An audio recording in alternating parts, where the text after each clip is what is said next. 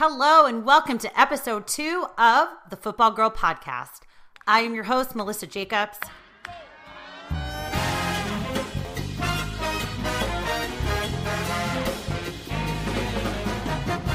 Before I tell you why I'm so happy, and I am really, really happy, by the way, I just want to thank everybody who lent their support last week with our inaugural episode that featured Amy Trask and Maggie Gray. We heard from so many people, and the podcast was shared wildly on social media. We even heard from a couple of women that were coming up in the scouting ranks of the NFL that just appreciated that a podcast exists that caters to smart women who know and love football, whether they're in the NFL ranks or in fan bases. So thank you so much to everybody.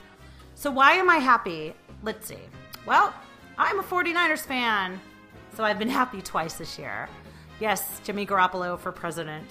I was very happy with the win, but I was even happier because they were playing the Chicago Bears, and my husband's a Bears fan, and I really wanted my team to beat him so badly. And they did. And we had a bet. I'm a little embarrassed to tell you about it, but I feel like I should anyhow. And this is why I'm happy too. So, we knew this game was coming up. Obviously, there's an NFL schedule. But we just, we knew we wanted to have a bet, and we wanted it to be creative. And we kind of ran through a lot of things. And then, we went through all this saucy stuff that I cannot talk about on this pod. Then some cooking things. He was going to eat a loaf of sourdough bread. I was going to have a couple bites of a Chicago hot dog. I'm a vegetarian and bordering on vegan. So that wouldn't have been good for me. But what we settled on, and I will disclose it now, is the loser was going to take the kids to school on Monday morning. I know, it's so exciting, right? Well, I have to say there's nothing that forces you to face your own mortality than realizing that winning that bet would be like the most exciting thing you could possibly imagine. And it was. He took the kids on Monday. He actually picked them up too because that was part of the bet, and literally it was like manna from heaven. So thank you so much to Jimmy Garoppolo. And speaking of Jimmy Garoppolo, let me tell you about today's esteemed guest, Stephania Bell, who is also a 49ers fan, but you might recognize her more from ESPN. She is ESPN's injury analyst. She's all over the platforms, mostly fantasy platforms. She's a co-host on the Fantasy Football Focus pod, and she's a contributor to Fantasy Football Now that is on Sunday mornings, both of which are wildly popular, and she's whip smart. And we're going to talk to her a lot about, obviously what happened Monday night with Ryan Shazier and brain injuries and concussions, and if there's anything the NFL can do to make the game safer. And we're obviously going to talk about the 49ers and the cultural shift that's happening there, among other topics. And then after Stephania, I'm going to have a little musing about Ben Roethlisberger, and it's not going to be very nice. So before we get to all that, let me just remind you, we are on iTunes. Please subscribe and tell your friends, and rate us only if you like us. And you can listen to us on SoundCloud or Stitcher or Google Play or whatever your podcast app of choice is. So without further ado, here's Stephania Bell.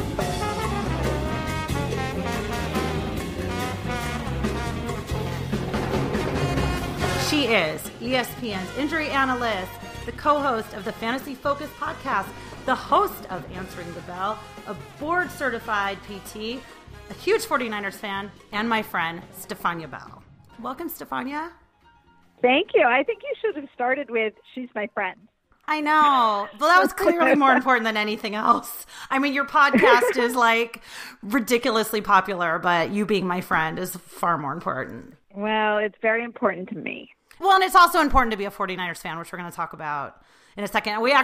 There's so much to get to in terms of injuries and a million other things, but we talked off air, and I just thought we should devote like 40 straight minutes to talking about Jimmy Garoppolo. But we probably could do an entire episode on the rejuvenation of the hope and spirit of the fan base in San Francisco. I'm going for 24 straight hours. I'm game, but that'll be for next year's Super Bowl week, which they will be playing in. It's funny, before I talked to you, I was thinking, week 13, that it actually, until Monday Night Football, it actually kind of felt a little bit lighter than most other weeks when it came to injuries. And then Monday Night Football happened. And well, it certainly was lighter than week 12, because in yes. week 12 we had all these things, because doing the show on Sunday morning in advance of the week 13 games, minus obviously the Thursday night when it had been played, we had so many players to run down who were on the questionable list, and a couple players getting moved to IR. It's that time in the seasonal calendar where teams are evaluating, is it worth waiting, or do we move a player to IR and bring another player onto the active roster? So for me, going into that week seemed like it was a lot worse than coming out of it, of course, until Monday night. Yeah. What, have you ever had a week where you're just like, I don't have anything to do, there's been no injuries? No. I'm just gonna go hang out by the beach and like catch up on Scandal and no work. No, there are certainly some weeks where it feels like there's more going on than others, and I think a lot of it has to do because I do so much with fantasy. A lot of it has to do with the profile of the players who suffered the injury, and if you get a lot of big name fantasy players who suffer major injuries, then it feels like you're talking about more. But I don't know that the numbers in terms of how many players have injuries in any given week really fluctuates that much. I just think the perception is associated with how high profile they are. I've always wondered this about you. So you're obviously you do the show on Sunday mornings, and you have the Fantasy Focus podcast, and you're dissecting players a lot from a fantasy perspective, but then you're also talking about severe injuries like Ryan Shazier or Deshaun Watson, season enders. And like, how do you sort of approach how you're talking about each one, like given whether it's like, oh, this guy's playing or not this week, his hamstring's been acting up, versus like this team has been crushed because a star player is now done for the year? Well, I think, especially when I first started, I really struggled with that because I wanted to make sure that people understood. I mean, as you know, I'm a physical therapist. You always care about, they're like patients to me, and you're thinking about them in that perspective. You care about them. You want them to be healthy.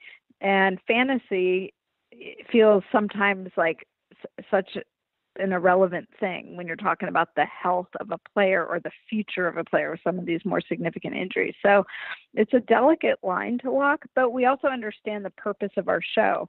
Like when I do the Fantasy Focus podcast, it's called Fantasy Focus for a reason. That's what people are there to focus on. So we will acknowledge the severity of an injury up front. For example, like the loss of Deshaun Watson. I think just as fans of the game, the three of us, myself, Matthew, and Field, who are all co-hosts, we've been having a blast watching him. He's clearly an electric player. He's obviously a fascinating human being in terms of what he did in Houston after being there for such a short time and donating his paycheck to the cafeteria workers in the aftermath of the floods.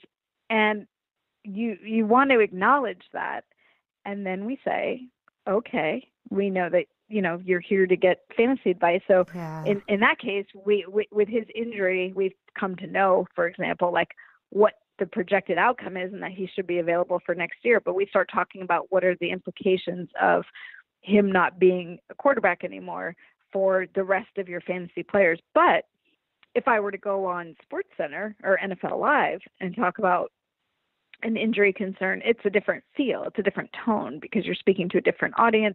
I was on SportsCenter talking about Aaron Rodgers after he broke his collarbone, and we weren't talking about fantasy. We were talking about what's this effect on Aaron Rodgers, as far as his ability to come back, what's the impact on the Green Bay Packers, and did we think he could come back this season? And so it does shift depending on who the audience is, and the prioritization of who gets the most attention has to do a little bit with the severity of the injury, a little bit with the audience, where my energy is going to be focused in terms of whether it's fantasy or somebody else, and that kind of thing. But if you were to do it on Sunday morning, though, I mean, it would have a fantasy tinge, I assume, because I was watching Countdown this Sunday, and I guess this segment happens every week. Sorry for not noticing before, but I saw Adam Schefter and Mort were given like their fantasy locks or their fantasy sleepers or something. I was like, wait a second, you guys are the reporters. I mean, it's crazy. Yeah, there's a sponsored segment, and I think part of that comes from the fact that, look, information is part of fantasy. You know what it is, too, and you know this because you've been playing fantasy football for a long time, is I think it used to be that it was separate, right? There was the purists of football and then the people who played fantasy. And I think people looked a bit askance at fantasy. And now it's like, well, actually, you know, we're talking about a lot of the same information. The same information is relevant whether you play fantasy or you're just a fan of a team or a fan of the game.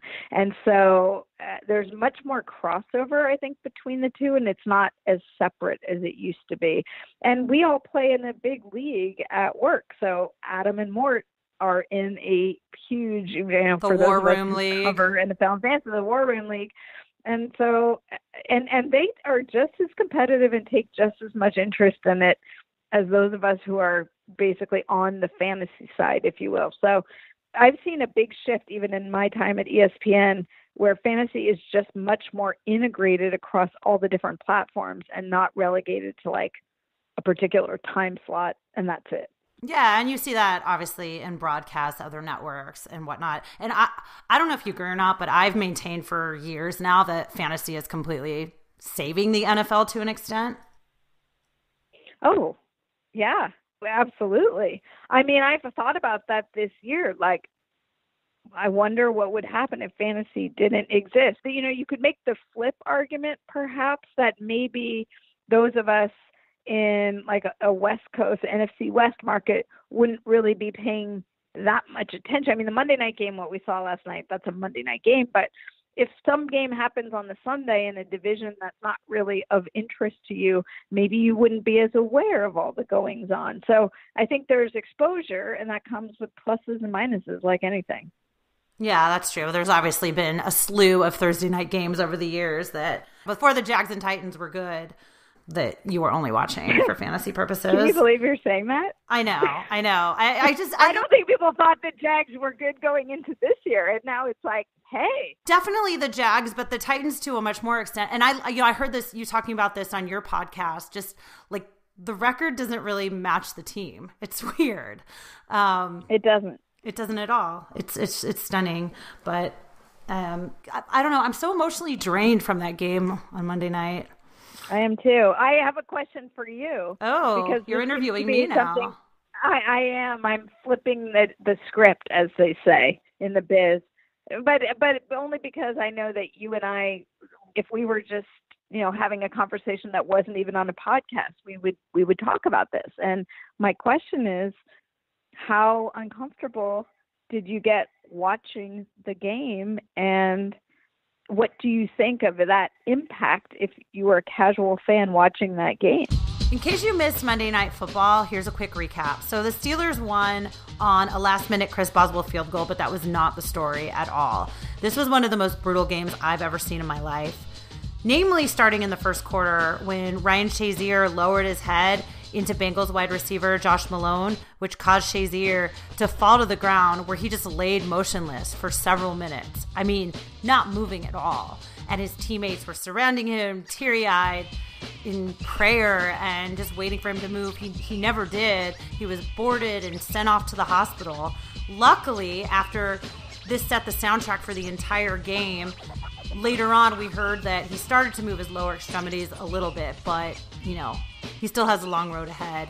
And then fast forward to the fourth quarter where Juju Smith-Schuster on a block of Vontaze Burfict caused him to have a concussion, but more so the block itself was legal, but then Smith-Schuster just stood over Burfict taunting him. And then a few minutes later, Bengals cornerback George Iloka just went helmet to helmet into Antonio Brown as Brown was scoring. So both of those players were suspended a game. It was one of those games, honestly, that was almost too violent to watch. And now more with ESPN's Stephania Bell. Well, I was watching it with my son, Cyrus, who you know, and I made him go upstairs after the Shazier hit. By the way, for the audience, he's how old now? He's 6, yes. And I already talked about him in our debut episode. I'm going to talk about him a lot. You haven't seen him in a while, but he is so beyond football obsessed. It's crazy. He plays fantasy with me this year. I love his quote, so. I have to break the news to him that Juju Smith-Schuster is suspended. He's going to probably have a tantrum. But, so I made him go upstairs. And I'm watching the game just kind of in a malaise. And I'll be honest, I go through this a lot. Kind of question what you're doing. And is this what I want my life to be, sort of promoting this game that is at its core just inherently violent? And then my husband after the game also asked the question, like, are you sure you want to be doing this? So we've kind of tabled that all for now, but I don't know. I want to know what you thought. And also, I think I know the answer to this, maybe, but you're the expert. I mean, what can the NFL even do to make the game safer? Is there anything at this point? Or I shouldn't say safer. I mean safe.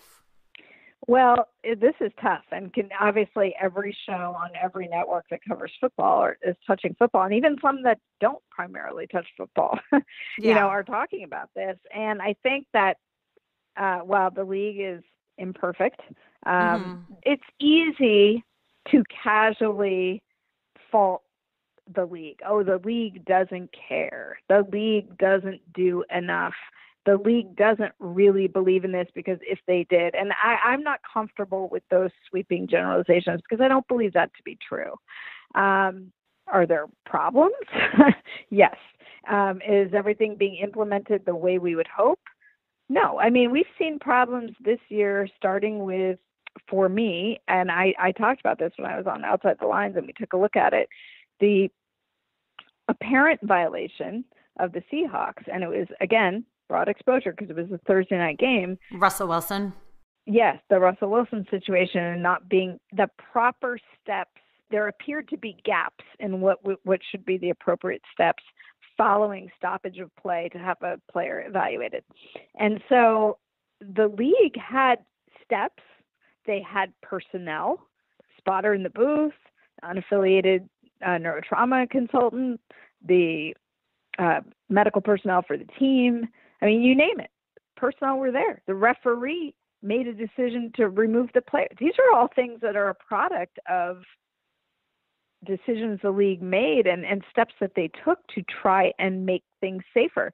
But when the process goes awry, and we don't yet know the reason, the league is investigating this particular situation, so I'll leave it at that. But you can clearly see from the video evidence that no evaluation happened.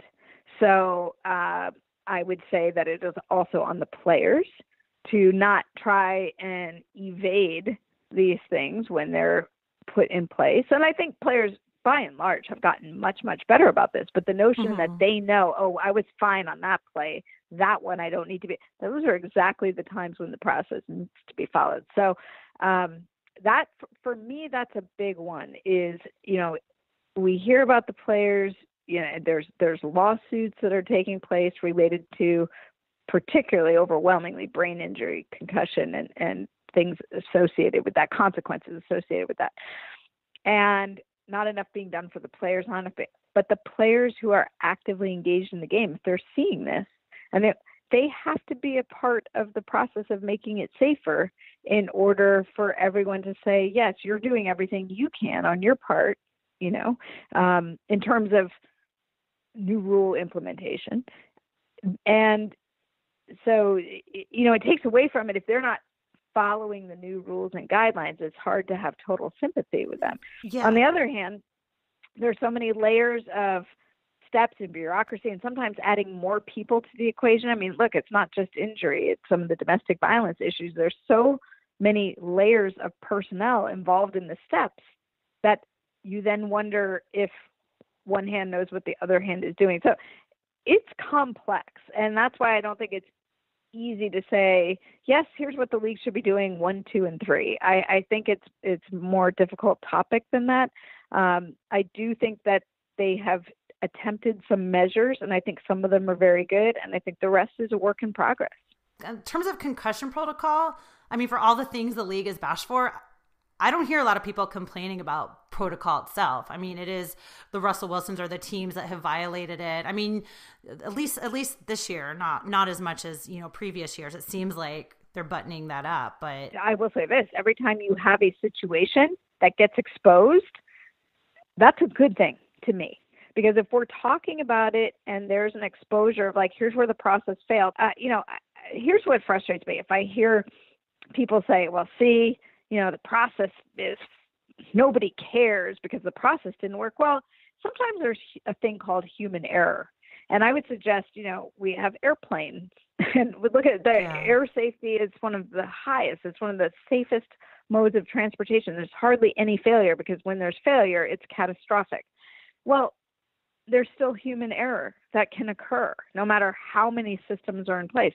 And I think we have to recognize that that's the same when you're dealing with not only a multi-layered process in terms of recognition and decision-making in the course of a head injury happening, but also medicine. We don't have all the answers for the concussion and brain injury right now. Medicine has not evolved as quickly as awareness has increased.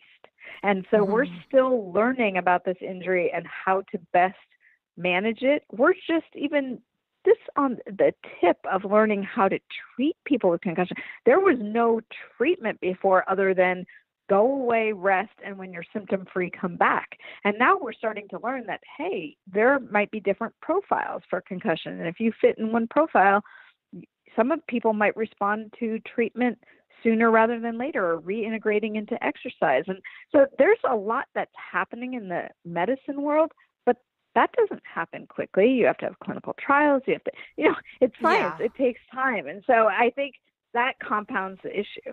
How do you diagnose a concussion? I actually don't know this at all. I mean, you'd mentioned knowing when to reintegrate a player, but is there actually some other tangible form? It's a syndrome, which is a collection of findings, and a diagnosis is made on that. Now, if there is a loss of consciousness, it's obvious because then you can say a player has had a concussion. We have evidence based on a loss of consciousness being a component of that.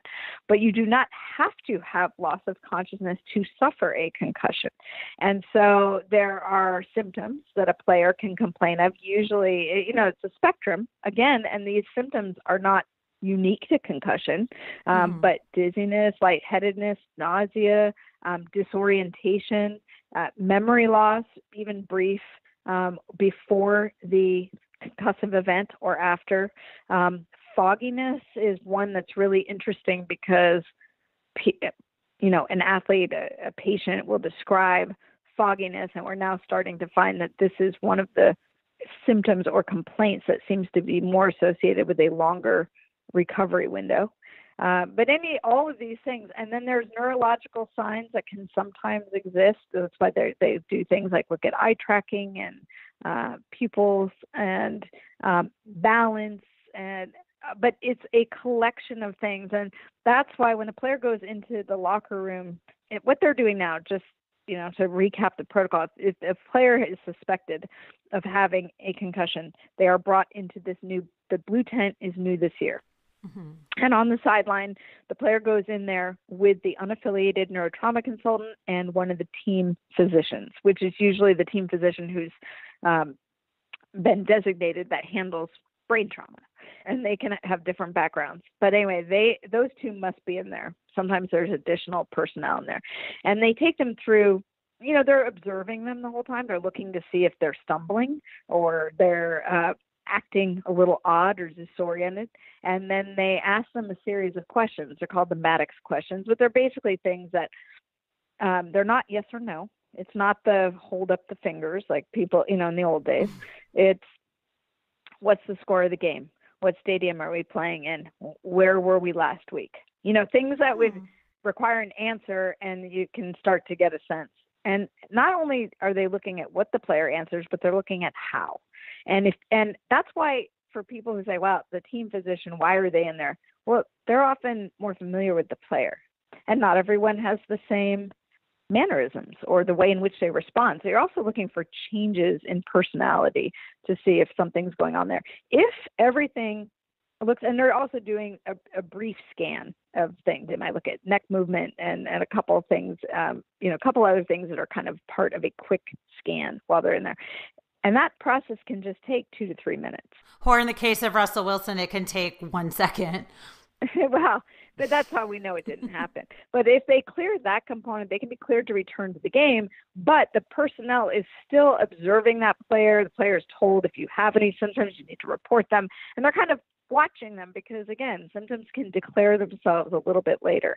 And if they do not clear that, if something pops up in that scan that makes them think, you know what, we need to look at this more closely and go through the full evaluation, the players then take in the locker room. That's the evaluation that takes approximately 10 minutes, sometimes longer.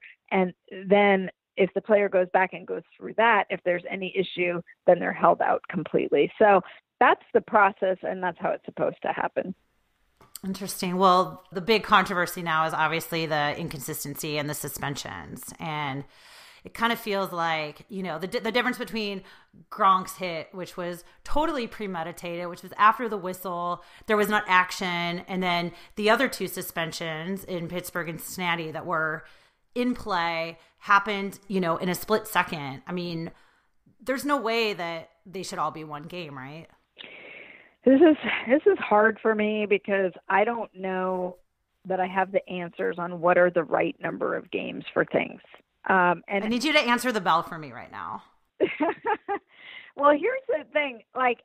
To me, it was important that there was some penalty for Gronk. I didn't know what it was going to be. I had a feeling it was going to be a game because I thought he should have been ejected. I just want to go back to that. Why was he not ejected? To me, that's on the officials of how are you not ejecting that player at that moment? Because even if a player has a suspension, to me, the ejections there's something that does to the tenor of the game, right?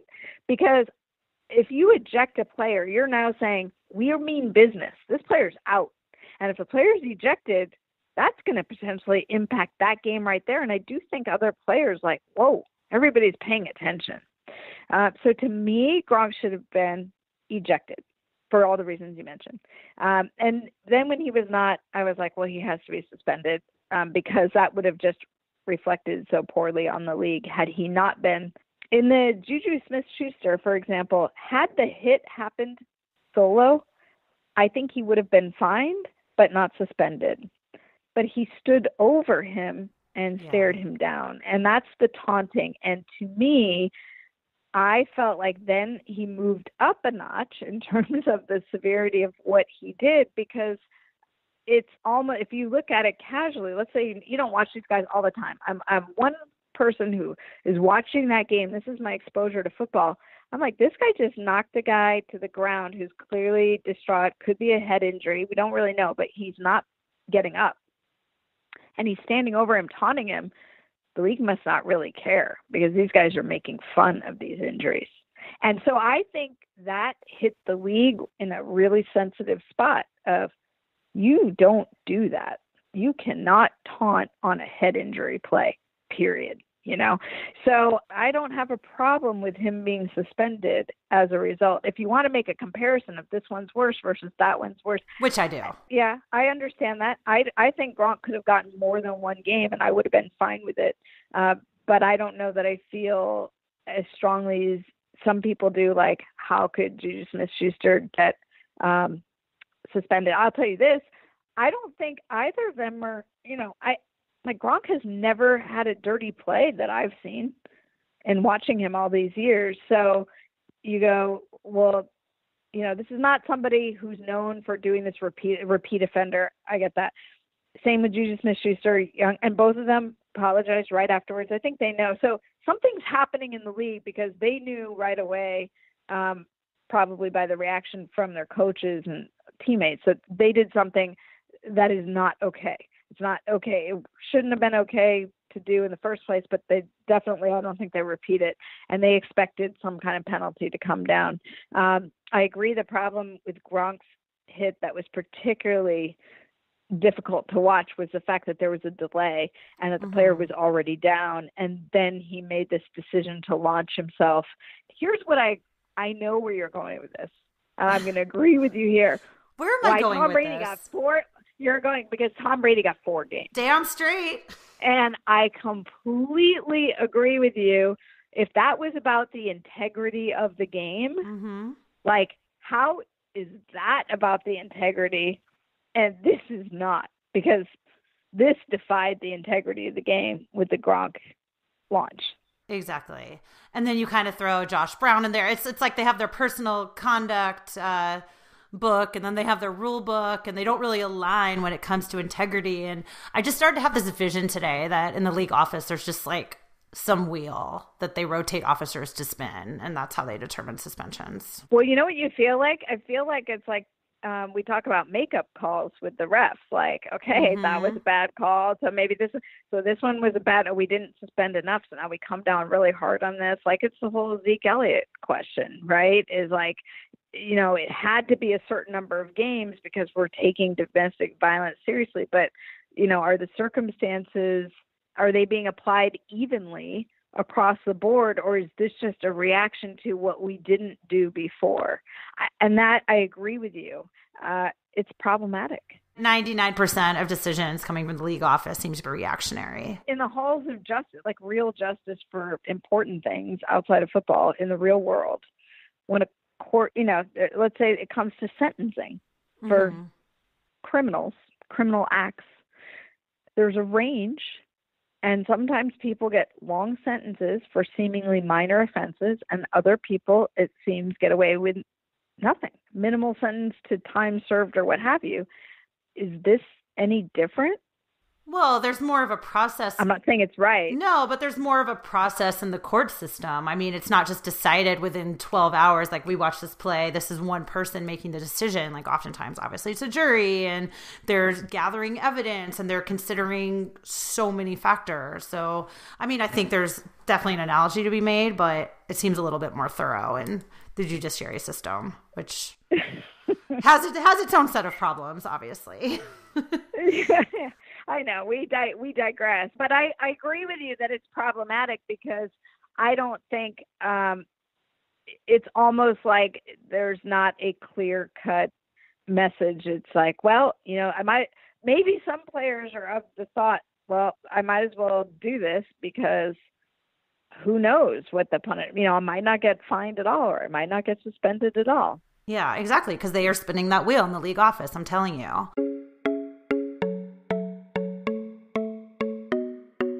If you like the Football Girl podcast, and I hope you do because you're listening right now, then you're really going to love the Football Girl newsletter.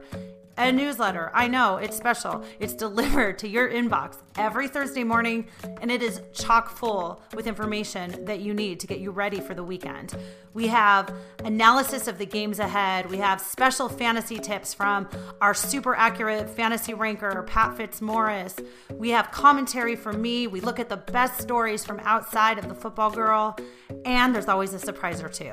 You can subscribe by going to thefootballgirl.com, and it is plastered everywhere. And now, Stephania Bell. Okay, we need happier times. We need to talk about Jimmy G. Yeah. You know where I'm going to begin with? Have you seen the 49ers locker room celebration yet? I have not seen the celebration, but I did hear that Marquise Goodwin gave up his seat on the bus and that the players started cheering. I know. That was so nice. Great. And it was so appropriate. And everything about Garoppolo's first start, I think, was like basically heaven. However, in that victory speech, which they didn't post for 36 hours. And I literally was refreshing the 49ers Twitter account. Kyle Shanahan, who's so elated, he's given out balls to Keys, to Marquise Goodwin, to Trent Taylor, the third down machine, and to Robbie Gould. But they didn't actually mention Jimmy Garoppolo, which I couldn't believe. So hopefully he got a special dinner or something that was secret from the rest of the team. You know, I can understand that in a way. It's because maybe Kyle Shanahan's really a genius. Because Whoa. what did Jimmy Garoppolo do but make all those receivers look so good that they all got game balls? So then they're like, oh, but our quarterback. And then they, it just builds this mutual trust and respect. I love Marquise Goodwin's quote when he was asked by him. He's like, just look at him. He's a winner. He looks like a winner. He's a winner. And I thought it was just so apropos. I watched every down. I think you were with me where everyone else is watching, like the Vikings. We're watching the 49ers and Bears, the game of the week. I mean, I watch at ESPN and all the TVs are on, and I had to search in the bottom row to the corner for the 49ers game, and I'm looking around other people to see what's happening. But all joking aside, people, you talk about the energy in the locker room, and I feel like every year, because there's locker rooms that are divided and locker rooms that are going south. And if you look at an organization like what the New York Giants are going through now, look, it's not like we don't know what dysfunction in an organization looks like. And when the energy changes, I think that's a real thing. I don't know what you think about that. I think that's a real thing, and that people feed off that. I mean, if you played sports, when you feel good and you feel like your team, you're all in it together, and it's good to see how positive the locker room is. And I remember before Garoppolo even started, when the 49ers won their first game of the year, and they showed like the celebration in there after they won, somebody asked the question, clearly Kyle Shanahan hadn't lost the locker room. And I thought, there's something to that. Those guys, they weren't giving up on the season. They know. It's like they understand, they feel, they get the sense we are building back up, and it may take some time, but we can recognize that the organization is going in the right direction, and you have players playing for that and to get better. And that's worth something, isn't it? Yeah. Oh, completely. I mean, I was there during training camp and I interviewed Joe Staley, and he's like, I went to Jed right after we fired Chip, and I was like, I want this guy. I want Kyle Shanahan. That's my vote. And he's like, he's completely re-energized me. He talked about, potentially retiring or making a move elsewhere. And he's like, I understand the process. I get the whole brick by brick thing, and, I'm here for it now. And I mean, they've totally bought into him. I think the fans have bought into this now too. And I think, I don't know if you agree with me, but I feel like they've kind of shed the whole York Harbaugh fiasco. Or at least they're in the process of it. I mean, are more people in the stadium? That's my next question. Well, no, because it's a bunch of like rich techies that bought all the seats there that are waiting for them to be good. I mean, it's right. True. It's true. But I do think that the 49er faithful, as we call them, as you know, I think, because I see it on social media from people who've been lifelong 49er fans like you and I have, and they are feeling like there's reason to be encouraged. You're seeing some good things. I think it also tells you, look, the draft, you and I talked at this year's draft about some of the moves the 49ers made. We were so impressed with what they did strategically to get in the first round, the two moves they made were fantastic. And I think that people could see like, okay, we have strategy. We're getting some key positions filled, and people wondered what would happen at quarterback, but I also think they hadn't given up. I mean, I got to give C.J. Beathard some credit for, there were windows. I mean, for existing. I know, but I know he's such a nice kid, but exactly, and I think, come on, he wasn't ready. No, and to know that you are you're a stopgap now because Garoppolo is coming over. And to be supportive of that, be on board with that, like, again, that's a testament to the coach. And by the way, completely not related to just how he's got the locker room going, but I think the media are enjoying covering him because Kyle Shanahan will talk X's and O's with the media. They are really enjoying covering him because I think he's a straight shooter as a coach can be with the reporters that are covering it. Yeah, I mean, they've got to be the least dysfunctional 2-12 team in the history of the league. What did Marquise say about Jimmy again? I forget what the question was, but it was right after the first game, and he said something to the effect of, well, just look at him. he looks like a winner. The guy's a winner. Winner, he looks like winner. A winner. He's yes. a winner. So it is. I mean, it's like this overall, I mean, it's like you looked at him and you saw the drives that he was crafting, and it's like, this is a real quarterback. And not to take anything away from CJ Beathard or Brian Hoyer or Blaine Gabbert before him. But I mean, just a command of the field that you get from those franchise quarterbacks. Like, they scan the field faster. And patience. Exactly. Knowing when to release the ball, releasing it quickly. And so, I mean, his release is so quick. Well, that's a nice thing to see too. There's not this big arcing, like, wind up and telegraphing of everything he's doing. I mean, some of the things that he stood in the pocket and made certain throws, I was really impressed. There's a lot of potential there, but the only thing, and for the people who think that we are all fluff on Garoppolo, we are not fluff. Look, we recognize the sample size is small, and so there are going to be games where it won't look good, or there's going to be things that are going to be more challenging. And as people see him more, other teams scout him more and see him, maybe it's going to get tougher. And I want to see, what does he do in those situations? I mean, I'm completely switching, but look at Case Keenum.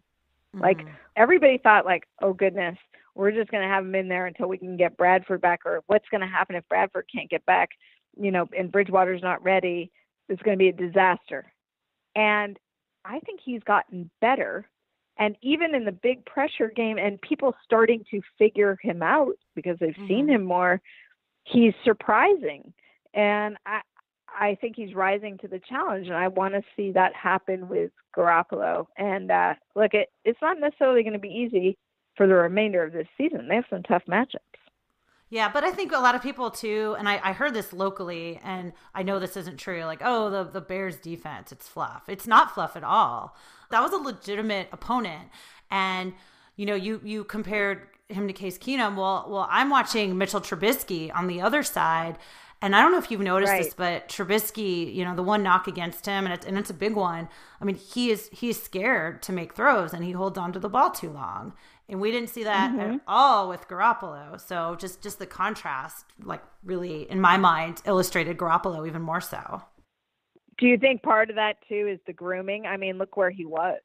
And you're not going to survive in New England by being scared and not moving the ball. Like, he wouldn't have stuck around that organization if he wasn't operating in that offense the way they expected him to. And, of course, being, and having the opportunity to watch Brady in those situations, I think. I mean, Brady's okay, but yeah, I hear you. Yeah, I know, whatever. He's passable. But in full disclosure, I wasn't watching Jimmy Garoppolo in college. So, really what I've seen has just been the limited exposure of him in the NFL. So I'm going to let you go in a second, because I'm sure there's been like 15 new injuries since we've been talking. But we used to work together at ESPN when I did some stuff for ESPNW. And remember that, what was it, like Women in Fantasy Forum kind of thing? Do. That was really fun. We had this little fun. We had this little get together in New York, and just sort of promoting the game to women. I guess that was kind of the point, right? Yes. Establishing that there, the number of women continues to grow in the sport. And I mean, I see it now that we're doing live shows with the podcast. It's really exciting to me to see more women getting involved. I can't tell you how many we do the live shows, the podcast, and people we have to do like meet and greet sessions afterwards. And I can't tell you the number of times that, and from the forum we did, that women come up and they're with their boyfriend or their husband, or maybe they got drawn in by coworkers, and it was just like we heard a number of years ago when we did that forum. They get brought in, and usually it's just to fill a spot. They're asking, will you do this? We need one or two of you. And often, maybe getting targeted is like, oh, this will be easy. They won't factor into anything that'll be a threat in this league. And then these gals end up not only joining in their first year, but they take it seriously. They work at it, and they end up like in the playoffs or winning the whole league. Yeah. It's great. I know. I hear so many stories like that, and then they're pretty much hooked for life, which is probably, again, like I said earlier, fantasy is saving the NFL, because fantasy is an outlet to still enjoy football, and you can kind of compartmentalize like all the other crap.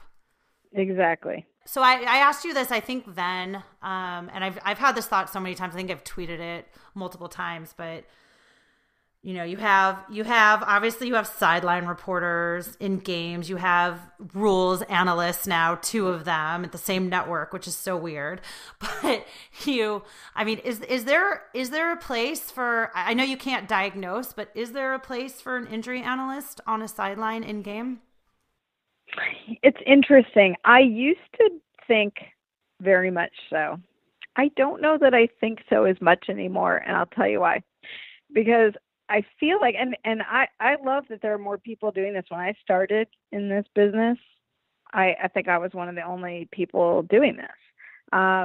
There were very few of us in any event. And now there are quite a few more. And they're mostly people with a medical background, typically something in orthopedics or sports.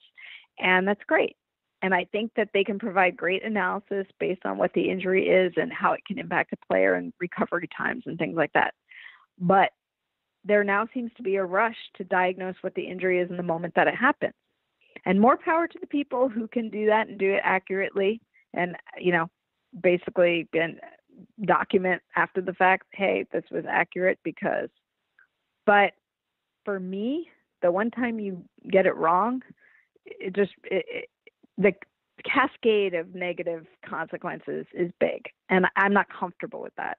And I think it would be really easy to ultimately say something on air that would be the wrong thing to say.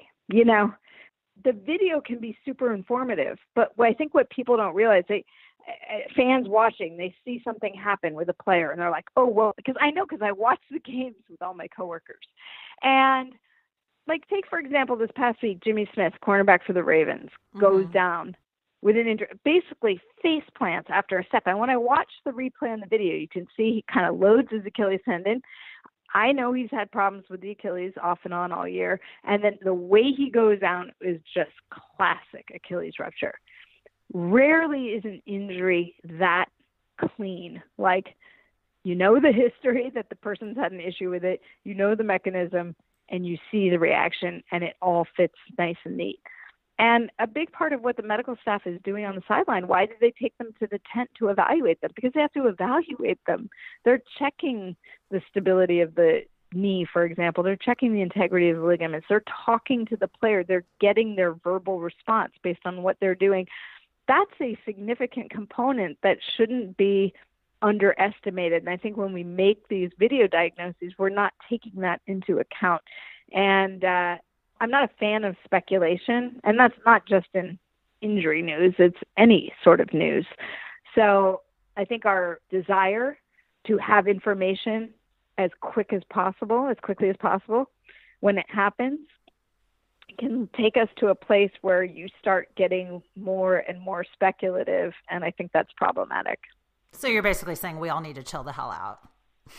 Yeah, a little bit. And the thing is, when it would be helpful is if there is a question about process. So, for example, Ryan Shazier goes down last night. They're putting him on the spine board, explaining this is why there's so many people. Somebody has to control this. They all count to each other, so they know they're all going to lift on the same command, so that there's no risk of tipping the board with the player on. To explain process, I think is one thing. To try and say, well, this is what could be happening. I mean, think of the case of Shazier. You put all these things out there. What if there's family members listening? Mm-hmm. And you're saying, well, what if this happened? He could be paralyzed from why would we want to do that? Okay. All right. I think you've convinced me, but I need to end with a pretty key speculation that I think you're going to agree with me. Jimmy Garoppolo, MVP 2018. Boom. Why not? Of right? course. All I'm right. on board. Can I cast my vote now before he even plays? Exactly. No, we already have. He has the award. All right. Thanks so much for joining me, Stephania. Thank you for having me. And that was Stephania Bell, ESPN's injury analyst and co-host of the Fantasy Focus podcast, and more importantly, my friend. Don't forget to follow her on Twitter at Stephania_ESPN, and you can follow me at The Football Girl. And now Melissa's musing. In the aftermath of the Monday Night Football melee, ESPN sideline reporter Lisa Salters interviewed Ben Roethlisberger. She asked, "Ben, how would you explain just kind of the viciousness and the brutality of this game?" Roethlisberger's response, "AFC North football." She followed up, "That's it?" He said, "Yep." Now, I was really annoyed with Roethlisberger's answer at the time. I mean, first of all, like most of you, I had Ryan Shazier on my mind, and I wanted him to immediately acknowledge Shazier.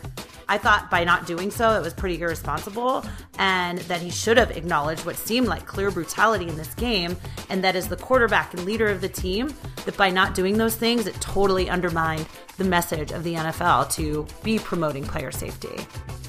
But then I thought about it, and I watched some of those plays back, and I realized that, this happens in every game. What happened to Shazier was very unfortunate, but it literally could happen on any play. It was a legal play, nothing fishy about it. And again, we've seen those types of severe injuries happen elsewhere. We see taunting in almost every single game, and we do see dirty hits and helmet-to-helmet injuries as players are trying to adjust to new player safety rules. And you bear in mind that these are the best athletes in the world, and they are full of adrenaline. They're fired up. They've been working all week for this moment, and then they have to make split-second decisions. Make that split millisecond decisions. So yeah, these things are going to happen, and they know that if they don't play with a certain streak of violence, that they're going to get brutalized. So Ben Roethlisberger was wrong in saying that game was due to AFC North football. No, it was due to football.